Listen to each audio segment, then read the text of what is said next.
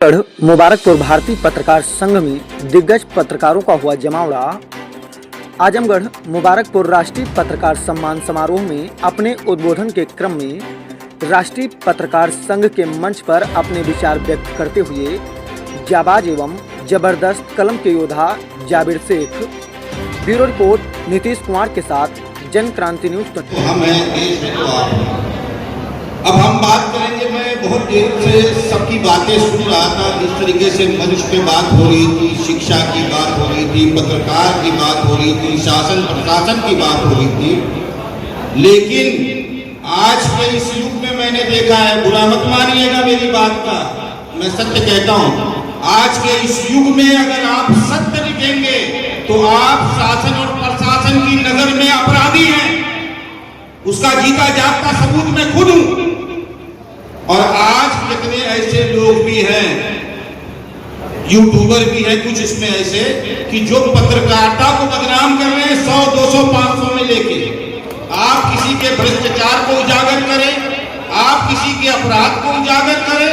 जैसे इससे पहले कई साहब ने कहा कि वो शक्तिशाली होता है, तो हकीकत में वो शक्तिशाली होता है और उसका सहयोग कुछ बिके हुए पत्रकार भी करते हैं। और उसका परिणाम ये निकलता है कि प्रशासन आपको अपराधी बना देगा।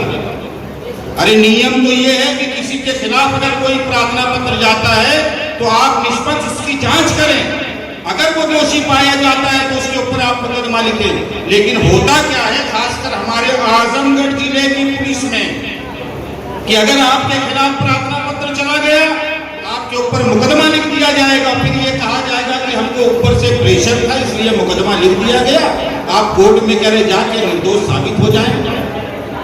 और जब किसी अपराधी के बारे में दिया जाता है तो पुलिस विभाग उसको जाकर हिदायत देता है। जैसा भी मैंने मुख्यमंत्री योगी आदित्यनाथ जी से लेकर उत्तर प्रदेश के सारे अधिकारियों को, यहाँ तक कि आजमगढ़ पुलिस को भी एक्स पे मैंने 9 तारीख को लिखा था कि कुछ लोगों द्वारा हमें अभद्र भाषा का इस्तेमाल किया गया, जान से मारने का इस्तेमाल किया गया, कठमुल्ला शब्द इस्तेमाल किया गया, आपत्तिजनक शब्दों का प्रयोग किया गया और बाकायदा सोशल मीडिया पे कहा गया कि मार देंगे, काट देंगे, तोड़ देंगे, पीट देंगे।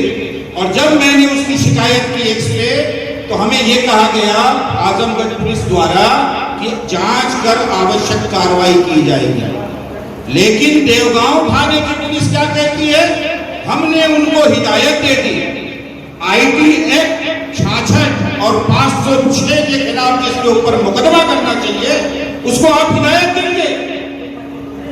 यानी जो फरियाद लगाए आप उसको अपराधी घोषित कर देंगे। मैंने झोला छाप डॉक्टरों के विरुद्ध अभियान चलाया। माननीय मुख्यमंत्री योगी आदित्यनाथ जी का आदेश था कि झोला छाप डॉक्टरों पर कार्रवाई हुई। झोला छाप डॉक्टरों पर कार्रवाई हुई।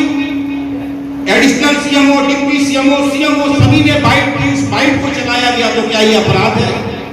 और हमारे ही पत्रकार संघ भारत के कुछ लोग ऐसे भी हैं जो वो झोला छाप डॉक्टरों का संरक्षण करते हैं, जिनका ये कहना है कि ये राष्ट्रीय पत्रकार संघ भारत संगठन सिर्फ हिंदुओं का संगठन है, मुसलमानों का संगठन नहीं है। हम सिर्फ हिंदुओं के लिए काम करते हैं, मुसलमानों के लिए काम नहीं करते। बार बार राष्ट्रीय अध्यक्ष जी ने हर मीटिंग में कहा कि आप लोग जाएं, आजमगढ़ डीआईजी से मिले, आजमगढ़ एसपी से मिले।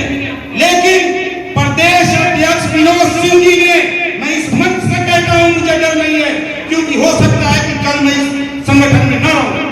प्रदेश अध्यक्ष विनोद सिंह जी ने कहा उन झोला छाप डॉक्टरों से, मेरे पास इसकी ऑडियो है, मैंने राष्ट्रीय अध्यक्ष जी को भी भेजा है, अपने सारे साथियों को भेजा है। क्या कहा कि अरे आपको तो कई मरतबा कहा गया कि डीआईजी से जाके मिलो, एसपी से जाके मिलो, मैंने सबको रोक दिया।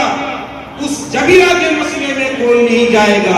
हम लोग तो सिर्फ ये संगठन जो बनाए हैं सिर्फ हिंदुओं के लिए बनाए हैं, मुसलमानों के लिए नहीं बनाए।